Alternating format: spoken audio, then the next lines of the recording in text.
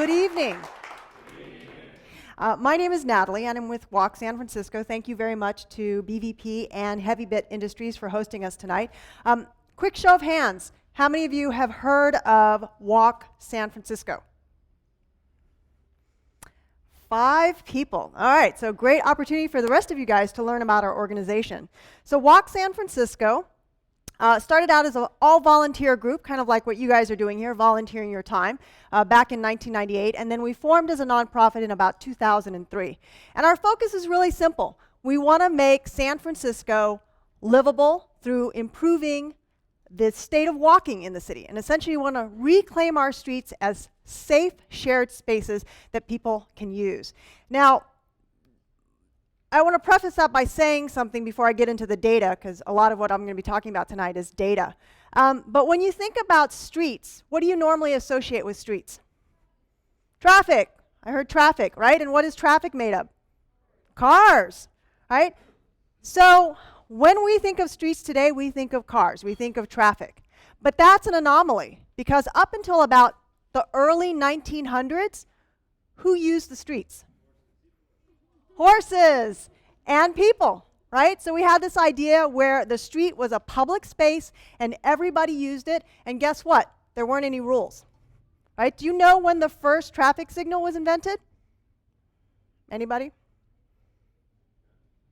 1914 was the first time a traffic signal was put in. It was put in Cleveland, of all places. I don't know why they felt the need to do that there first.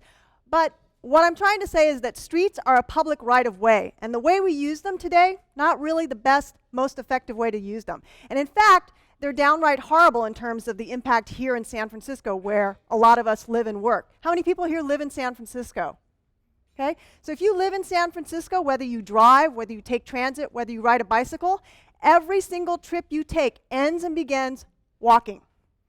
Right, so we all walk, and this is also a difficult thing for a lot of people. You don't think of yourself as a pedestrian because you're like, hey, I have a car, or hey, I take the bus, or I ride my cycle or my motorcycle. But the truth is, we all walk. And in San Francisco, every single day, 3 people get hit by cars while they're walking. Every single day. Over 60% of the people that die in traffic crashes here in the city are people walking. And that's an important number to think about, because for the rest of the United States, only about 14% of the people that die in traffic crashes are people walking. So we're 4 times the national average here in San Francisco. How often do you hear in the news about someone getting hit by a car? Not that often unless they die. But yet there are 5 times more people getting hit by cars than getting shot. But I bet you hear about every single person that gets shot in the news. And lastly, if you go to General Hospital, which is the only trauma center in the city, 1 in 4 trauma cases, people getting hit by cars. All right, so we live in a very dangerous city when it comes to walking and traffic. So here's the good news, and hopefully this is what you guys will be thinking about. A lot of us think about traffic crashes, traffic collisions as what? What's the word you always hear when somebody hits somebody? Accident. It's an accident.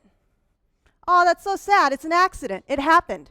But the truth is, they're not accidents. They're not unforeseen, uncontrolled incidents. They're actually preventable. And they're preventable through some very simple things.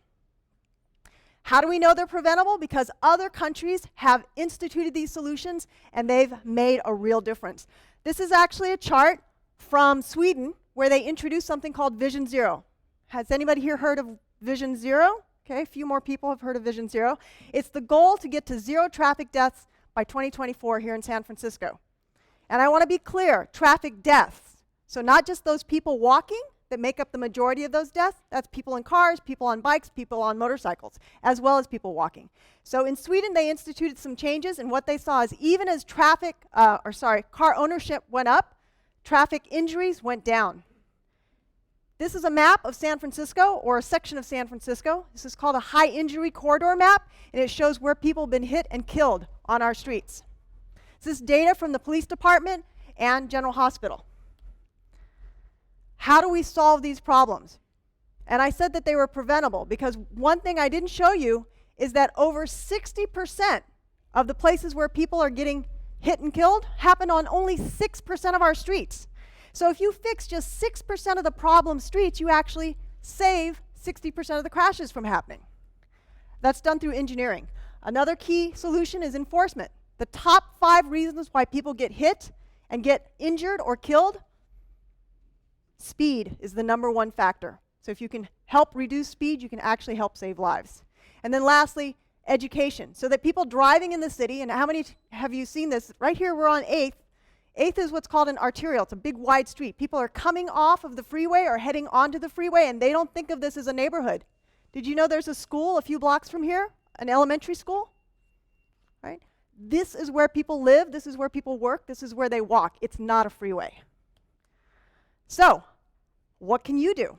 Well, now that you're educated on the issues we're facing and the fact that these things are actually preventable, there's some data that you can really dive into. The city has actually pulled a ton of information together over 2004 to 2011, and now they're keeping track of it on an annual basis.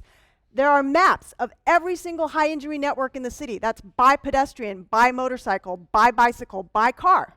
There are maps that show you where people have been killed. There are also maps that show you what the city is actually doing to solve those problems and where they're doing it. And then there's this really fantastic little guy down here, which is basically an open data set where you can get all kinds of information on the city. Demographics, geographic information, collision information, street information, you name it, it's in here. It's from the Department of Public Health, and it's what informs the work we do around Vision Zero.